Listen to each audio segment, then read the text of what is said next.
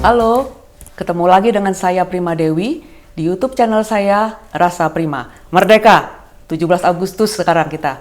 Nah, dalam rangka memperingati hari kemerdekaan kita yang ke-76, saat ini saya mendapat kesempatan yang istimewa banget nih. Bisa diterima untuk interview dengan Marskal Muda Samsul Rizal, ya, sebagai Komandan Sesko Angkatan Udara. Oke, selamat pagi, Pak. Selamat Saya pagi. manggilnya Pak ya. Iya, selamat pagi Bu. Iya, oke. Nah, Pak Samsul Rizal ini adalah teman lama saya nih. Sejak kita masih kuliah dulu ya Pak ya. Oke, sampai sekarang akhirnya sudah menjadi seorang komandan. Saya ikut bangga deh pokoknya. Boleh ya Pak kita ngobrol-ngobrol santai sedikit ya? Silakan. Pertama-tama Pak saya pengen tanya dulu nih, ingat masa lalu nih. Dulu kenapa sih milihnya Angkatan Udara? Ya, sebenarnya kejadian ini bukan sesuatu yang serius ya. Saya memilih Angkatan Udara yang simple waktu itu ya. Kebetulan di keluarga saya itu, ayah saya itu Angkatan Darat, kemudian kakak saya juga ada satu kakak saya polisi. Nah, di tempat saya tinggal itu Angkatan Udara itu masih sangat asing ya, karena jauh dari pangkalan udara, sehingga kami melihat pesawat itu sesuatu yang spesial lah gitu ya. Di samping itu, yang kedua, kami melihat dari seragam, baju ya. Keren banget gitu ya. Kelihatannya kok keren gitu, cool, baju cool. biru gitu ya. Jadi pilihannya sebenarnya simple begitu saja. Jadi saya memilih, saya pengen yang Angkatan Udara deh, kayaknya bajunya keren gitu. Ya, hanya itu karena kami belum punya pengetahuan yang cukup waktu itu tentang TNI Angkatan Udara. Jadi kami tidak berpikir yang lebih rumit ya waktu itu. Saya hanya melihat dari sisi itu saja. Oke. Waktu itu seangkatan berapa orang itu waktu itu Pak? Angkatan satu saya letting itu istilahnya, ya, satu letting ya. Saya kan lulusan tahun 1990 ya dari AAU. Jumlahnya adalah totalnya itu 75 waktu masuk, kemudian kami lulus itu 72 orang. Oke, ya. Dan di antara itu banyak yang saya kenal loh teman-teman. Oke. Pak, sekarang bisa cerita dikit nggak perjalanan karir Bapak mulai dari Sermatar waktu itu ya? Iya. Sermatar sampai jadi sekarang itu berapa tahun, terus yang berkesannya di bagian mananya aja Pak? Iya. Jadi saya lulus SMA tuh tahun 1987. Kemudian saya mendaftar di Akabri ya, AAU waktu itu di Jakarta. Kemudian alhamdulillah diterima dan mengikuti pendidikan di Akademi Angkatan Udara selama 3 tahun dan lulus tahun 1990. Kemudian melanjutkan pendidikan sekolah penerbang, lulus tahun 1992. Dan setelah lulus Sekbang, saya ditempatkan di Skadron Udara 14 ya, dengan pesawat F5 di Madiun. Jadi hampir sebagian besar karir saya dihabiskan di Madiun. Ya, saya mungkin bisa dibilang tinggal kurang lebih 21 tahun di Madiun, walaupun tidak secara terus-menerus ya. Karena memang pola pembinaan di TNI Angkatan Udara, karena memang kita kan bukan memiliki pesawat yang banyak ya seperti negara-negara maju, sehingga ketika seseorang perwira ditempatkan di satu skadron ya umumnya stay di situ sampai karir tertinggi lah ya di skadron sebagai komandan skadron. Jadi saya meniti karir di F5 di skadron 14 sampai saya menjadi komandan skadron tahun 2005 sampai 2008. Nah, baru setelah itu saya pindah keluar dari Madiun untuk pertama kali ke Mabes AU. Ya, kurang lebih saya 2 tahun di sana sebagai Pabandia Ops Hanud ya di Paban 2 Sops Mabes AU. Setelah dari Jakarta, kemudian saya kembali lagi ke Madiun ya, menjadi Kepala Dinas Personil, kemudian menjadi Komandan Wing 3 Lanut Iswahyudi. Nah, setelah itu saya ikut seleksi atase pertahanan dan alhamdulillah juga diterima. Kemudian saya berangkat ke Berlin ya, penugasan sebagai atase pertahanan tahun 2012 sampai 2015. Ya, kemudian setelah dari Berlin saya mengikuti pendidikan Sesko TNI. Setelah Sesko TNI saya menjadi asisten operasi di Koops AU 1 dan saya promosi untuk menjadi Marskal pertama bintang 1 sebagai Komandan Lanut Iswahyudi. Ya, kemudian setelah jadi dan Lanut, saya ditugaskan menjadi Kepala Staf Koops AU 1 dan lanjut setelah itu pendidikan Lemhanas. Nah, setelah Lemhanas selesai, saya ditugaskan menjadi Direktur Keselamatan Terbang dan Kerja di Mabes AU dan tahun 2020 saya menjabat, ditunjuk ya, diberi kepercayaan menjadi Komandan Sesko AU sampai sekarang. Iya. Wah, panjang banget perjalanannya ya. Panjang banget. Oke. Iya. Oke.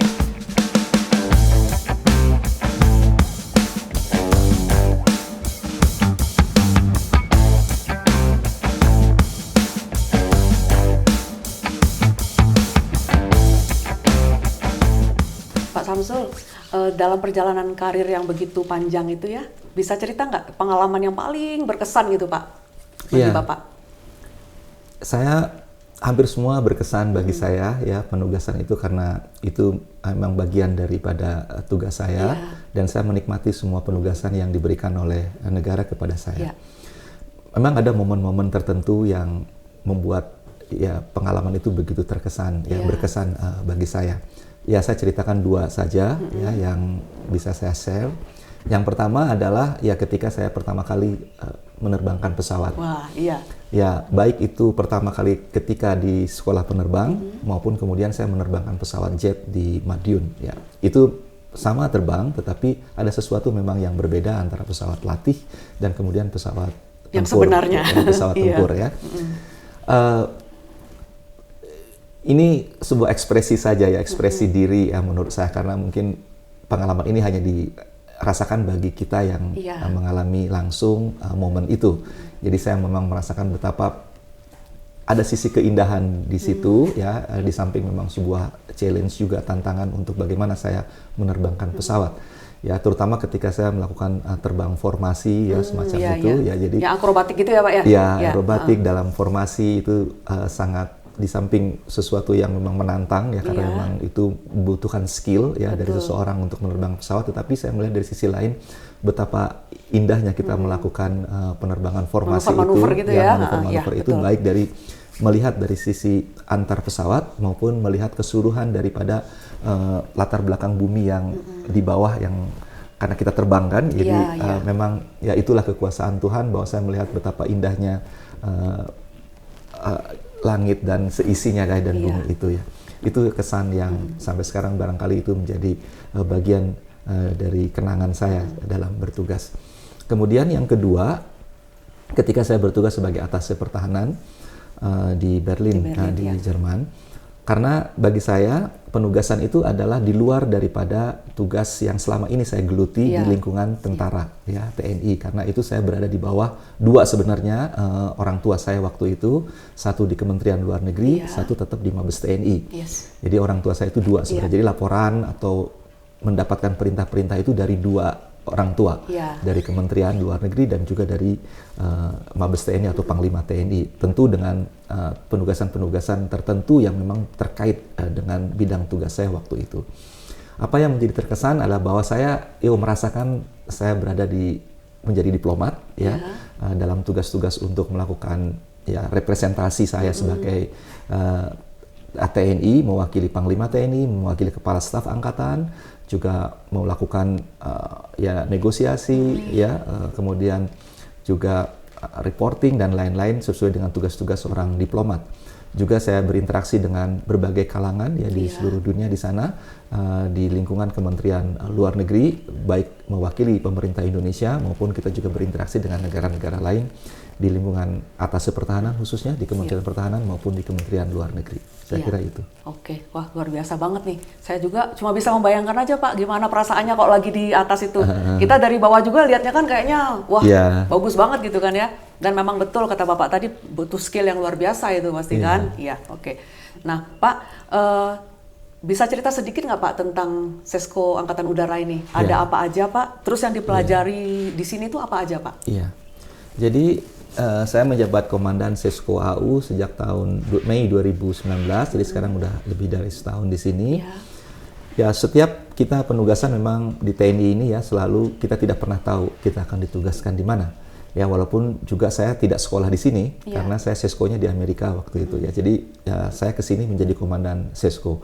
Tetapi itu sudah bukan sebuah alasan bagi saya untuk bahwa bagaimana ya, apa yang harus saya perbuat misalnya kan begitu. Karena pimpinan pasti sudah mempertimbangkan segala hal di mana seseorang ditunjuk atau untuk melakukan tugas tertentu, terutama saya sebagai komandan Sesko. Sehingga terus langsung saya mulai mempelajari apa tugas-tugas yang harus saya kerjakan dan apa yang mungkin bisa saya kembangkan di Sesko AU ini. Jadi Sesko AU ini adalah pendidikan umum tertinggi ya di TNI Angkatan Udara ya, dalam jenjang karir, dalam jenjang pendidikan untuk menunjang karir seorang perwira. Kalau bisa saya jelaskan bahwa ketika inputan seorang perwira itu bisa dari beberapa sumber, salah satunya ada dari Akademi Angkatan Udara, bisa juga dari militer sukarela, dari universitas sarjana, atau juga dari perwira bintara yang disekolahkan menjadi perwira. Nah, setelah mereka jadi perwira, rangkaian berikutnya adalah mereka mengikuti pendidikan Sekau, Sekolah Komando Kesatuan Angkatan Udara, biasanya di pangkat kapten. Nah, setelah Sekau, mereka terus berdinas sampai pangkat mayor. Nah, disitulah mereka diikutkan dalam seleksi untuk mengikuti pendidikan di Sesko AU ini. Jadi rata-rata di sini adalah pada pangkat mayor dan ada juga yang letnan kolonel. Mereka dipersiapkan untuk menjadi komandan-komandan satuan setelah lulus dari pendidikan ini. Jadi pendidikan ini adalah sekolah perang, bisa dibilang ya, sekolah perang untuk menyiapkan mereka menjadi seorang perencana dan bagaimana melakukan operasi udara. Kebetulan tahun ini adalah tahun pertama, angkatan pertama dalam program studi Magister Terapan Strategi Operasi Udara. Jadi lulusan Sesko mereka sederajat setingkat S2 dengan degree Magister Terapan Strategi Operasi Udara. Dari degree-nya saja kan strategi operasi udara. Jadi mereka memang dididik ya, disiapkan, dilatih untuk menjadi ahli ya di bidang strategi operasi udara. Nah, di situ karena ini sekolah terapan, jadi memang komposisi antara teori dan praktek sesuai dengan sistem pendidikan tinggi di Indonesia itu diberlakukan. Ya, jumlah prakteknya juga cukup banyak. Di sini diantaranya adalah kegiatan olah yuda. Jadi namanya juga istilahnya kan olah yuda. Yuda itu perang. Jadi bagaimana mereka merencanakan sebuah pertempuran udara, ya, kemudian melakukan gladi posko, ya, kemudian apa yang mereka gladikan, kemudian mereka masukkan di dalam sistem olah yuda kita yang sudah sangat bagus dan canggih dengan penerapan teknologi. Baru mereka akan melihat hasil perencanaan mereka di layar, ya, apakah hasilnya mereka baik atau tidak, strategi yang diterapkan seperti apa dengan lawan yang diberikan oleh komando latihan, sehingga mereka apakah menang atau kalah. Intinya gampangannya begitu, ya. Nanti mereka akan lihat sendiri dari hasil perencanaan mereka dan strategi mereka dalam melakukan operasi udara tersebut dan akan terlihat di layar. Itu adalah salah satu fasilitas yang terbaik yang kita miliki, namanya adalah pusat olah yuda.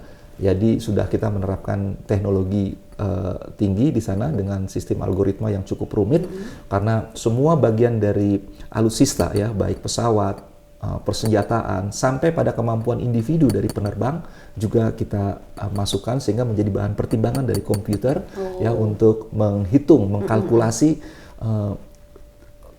kemampuan dan mereka apakah menang atau kalah dari berbagai aspek tersebut. Fasilitas lainnya tentu ya di sini ada mes, ya, untuk menampung para siswa, karena di sini mereka akan tinggal di dalam asrama yang mampu menampung sampai 300 personil. Kemudian juga ada ruang kelas besar, ruang diskusi yang cukup banyak, karena mereka selain pada kuliah besar menghadirkan para dosen dan narasumber, juga mereka banyak melakukan diskusi-diskusi kelompok. Ya. Di samping kita dan juga ada perpustakaan yang cukup canggih, karena ini sengaja kemarin diresmikan oleh Panglima TNI dan menginspirasi Panglima, karena Panglima TNI waktu itu Sesko-nya di Perancis, sehingga perpustakaan ini desainnya memang khusus dari ide dari Panglima TNI sendiri, dan sudah sangat canggih juga karena ditanam juga di dalamnya IT, ya. Gitu. Kemudian untuk sekolah di Sesko, selain juga ada Sesko, kita menyelenggarakan juga pendidikan apa yang disebut dengan SESAU, Sekolah Staf Angkatan Udara. Jadi itu hanya sekolah lain sama sederajat dengan Sesko untuk pengembangan umum, tetapi mereka sekolahnya hanya 5 bulan. Ya, jadi karena tidak disiapkan mereka untuk jabatan-jabatan komando dan seterusnya. Begitu. Kira-kira begitu. Yes, wah, asik nih, detail banget nih. Kalau sama komandannya jadi tahu semua, makanya asik nih ngobrol sama komandan.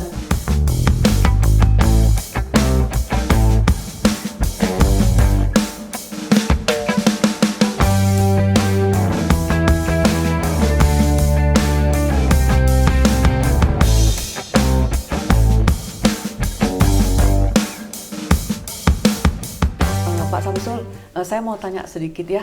Kalau sekarang ini jumlah personil Angkatan Udara itu berapa jumlahnya? Dan apabila dibandingkan dengan jumlah penduduk Indonesia dan wilayah Indonesia tuh sudah ideal belum perbandingannya? Udah cukup belum gitu, Pak? Kurang lebih jumlah personil Angkatan Udara yang tentara, kan ada tentara juga ada sipil ya, itu ada 32.000 orang ya, ditambah ada sipil mungkin sekitar 4.000 di dalamnya. Komposisi kita memang tidak seperti juga di Angkatan Darat membandingkan antara jumlah personil dengan jumlah penduduk. Ya, kita lebih kepada bagaimana alutsista itu diawaki yang bisa mengcover ya kebutuhan spot-spot yang memang mungkin menjadi perhatian kita untuk kita jaga, intinya gitu. Jadi komposisinya tidak hanya personil tapi juga kemampuan dan jumlah alutsista yang kita miliki. Jadi tidak seperti pembandingan antara jumlah personil dengan personil TNI, tidak begitu ya gitu. Tetapi dari situ kita bisa dikatakan tentu ya dengan luas wilayah kita, jumlah tentu kalau kita butuh alutsista banyak, personil juga pasti bertambah kan. Nah tentu belum ya kalau kita bisa katakan ideal atau belum ya, karena memang pengadaan alutsista Angkatan Udara itu cukup mahal ya, tentu kita menyesuaikan dengan kemampuan keuangan negara, tetapi tentu juga bukan kemudian kalkulasinya ya dikatakan ideal ada setiap jengkal tanah itu dijaga misalnya seperti itu. Saya kira tidak juga begitu, karena memang kita akan butuh dana yang sangat besar. Yang kedua pertimbangannya adalah kita melihat situasi kawasan khususnya di Asia Tenggara. Bisa dibilang situasi kawasan Asia Tenggara, Asia relatif damai.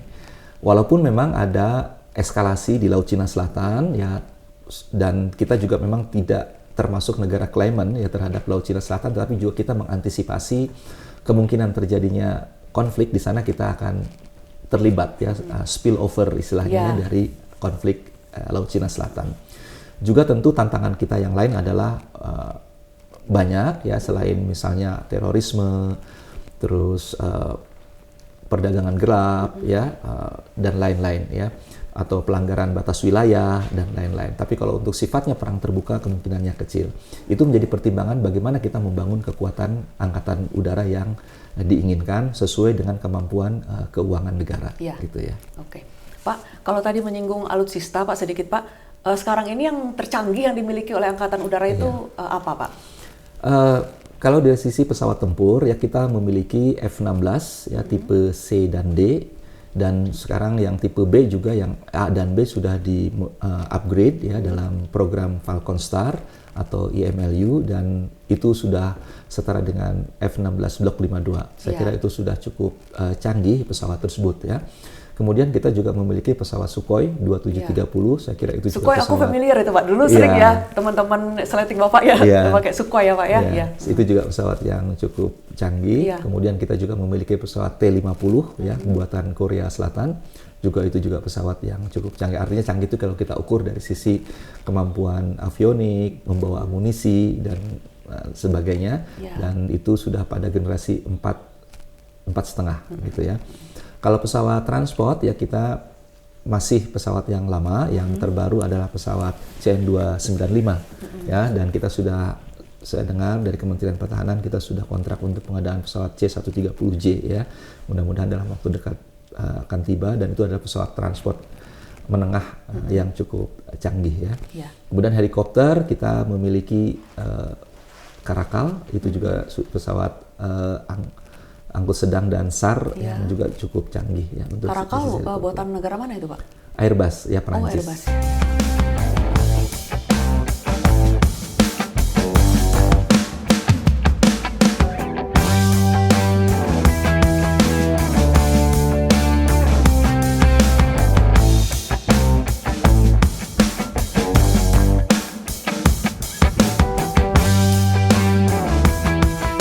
Masih bersama dengan Marskal Muda Samsul Rizal dari Sesko Angkatan Udara di Lembang. Ya, Pak, satu pertanyaan Pak sebelum kita meninggalkan tempat yang menurut saya bagus banget ini Pak ya. Nah Pak, kesan-kesan Bapak atau pesan-pesan terkait dengan peringatan ulang tahun kemerdekaan kita yang ke-76 ini apa Pak? Ada nggak yang berbeda atau apa deh, pokoknya sekitar itu Pak? Iya, kebetulan saya baru saja mengikuti rangkaian upacara peringatan detik-detik proklamasi, baik yang di tingkat Provinsi Jawa Barat maupun baru saja yang di tingkat nasional di Istana Merdeka. Saya kira kita semua bisa lihat bahwa penyelenggaraan peringatan, upacara khususnya peringatan 17 Agustus yang ke-76 ini berbeda ya dengan tahun-tahun sebelumnya karena kita masih dihadapkan dengan pandemi COVID-19. Betul, Pak. Sehingga saya mengikuti upacara ini secara Zoom, ya baik yang di tingkat provinsi maupun di tingkat nasional.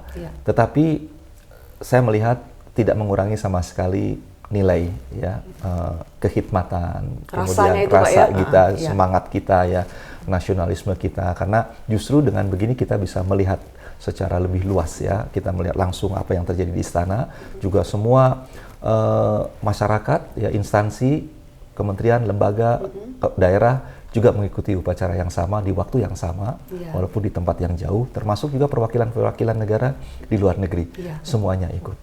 Hanya memang tentu rangkaian kegiatan sebelumnya yang ada banyak perlombaan gitu ya dalam rangka 17 tidak bisa kita laksanakan karena memang situasi tidak memungkinkan untuk melakukan keramaian ya semacam itu atau kontak antar satu dengan yang lain. Saya kira yaitu kita maklumi karena kita lebih mengutamakan pada keselamatan warga negara. Iya.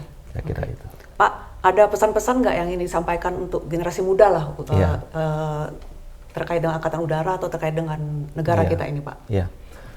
Ya, saya kira bertepatan dengan peringatan ke-76 Hari Ulang Tahun Kemerdekaan Republik Indonesia, saya menyampaikan pesan kepada generasi muda untuk terus menjaga semangat nasionalisme, kebangsaan, ya untuk sama-sama punya tanggung jawab untuk mencapai ya tujuan negara, mensejahterakan rakyat, ya mencapai cita-cita bangsa yang sudah dirintis oleh para pendahulu bangsa kita.